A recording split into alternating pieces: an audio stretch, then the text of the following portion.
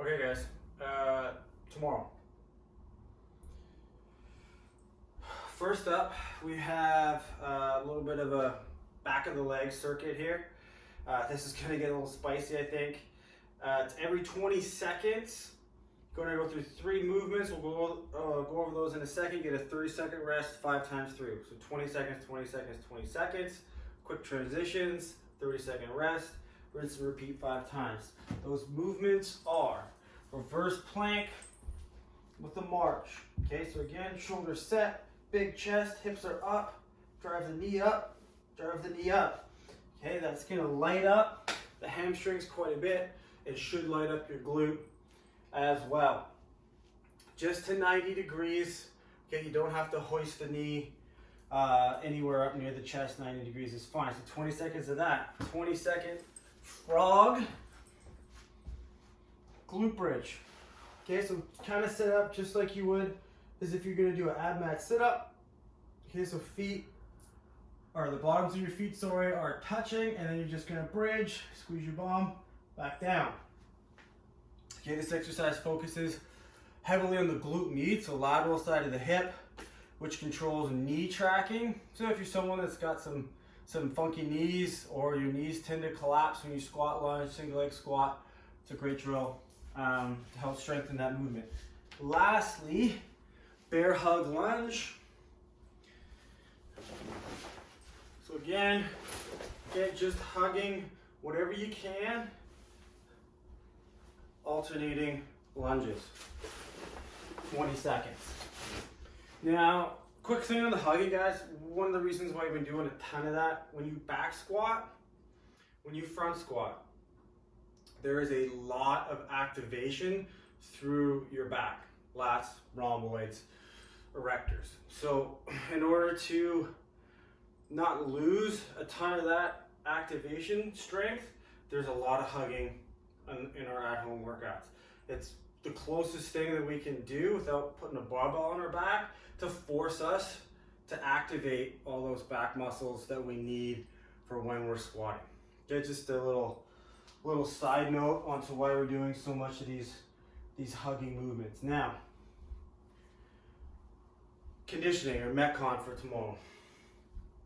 We'll go over it as written, okay, and then I'll go over the scales at the end. So 12, 9, 6, 2 rounds, okay, of 12, 9, 6, ring dips, calories on the assault bike or rower, and handstand push-ups. Okay, kipping is allowed for both the ring dips and the handstand push-ups if you have a set of rings. If you don't have a set of rings where you have a stationary dip bar, okay, you can use that as well. On the push-ups, actually let's leave it at that. So 2 rounds, 12, 9, 6, ring dips, calories on the machine, handstand push-ups. You get a 2-minute break between each round. So this should be relatively close to an all-out sprint type of effort. 12, 9, 6 is not a lot if you're on an assault bike, especially. Assault bike rewards really high effort. So if you have the engine for it, you can make that pretty quick. Okay, if your kipping is decent on the ring dip and the handstand push-up. Now, scales.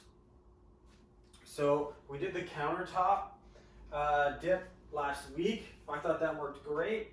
So if you have a corner in your kitchen, okay, that you can get into, lower down, touch the chest to the countertop, back up, that's a great scale.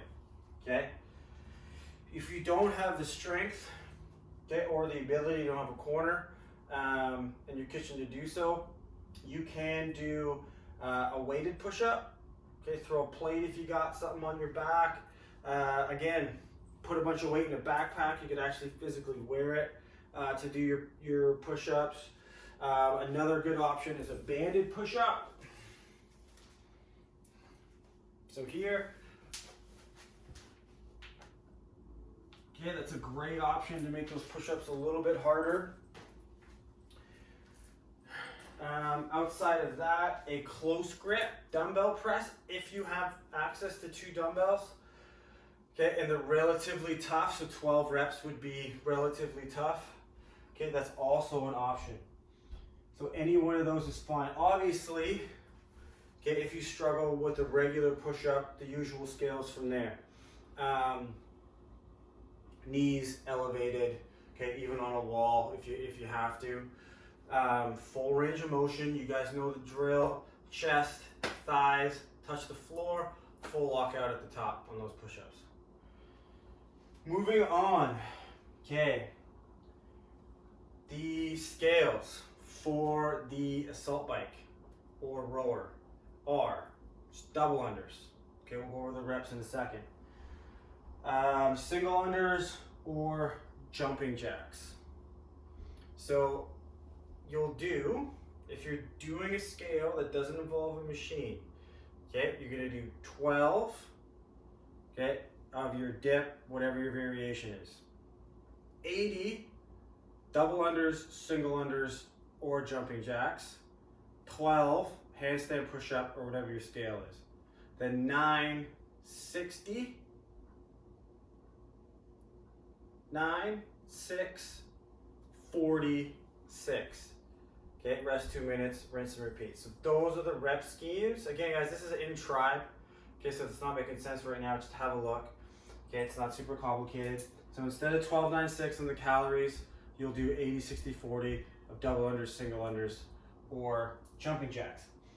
For the handstand push-up, it is box to scale, bench, couch, ottoman, whatever you got.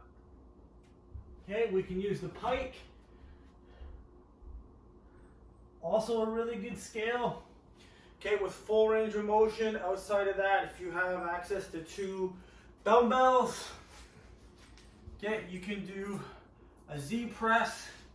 If you don't have access, okay, you can do a banded strict press as well. Any one of those options is fine. So one more time, 12, 9, 6, ring dip, or whatever your scale is. Calories on the machine, okay, or skipping, or jumping jacks. Lastly is the handstand push-up or whatever scale there is there. 12, 9, 6, 2 times 3, rest 2 minutes, rinse and repeat, done. That's it, guys, for tomorrow. Questions, reach out. We'll see you then.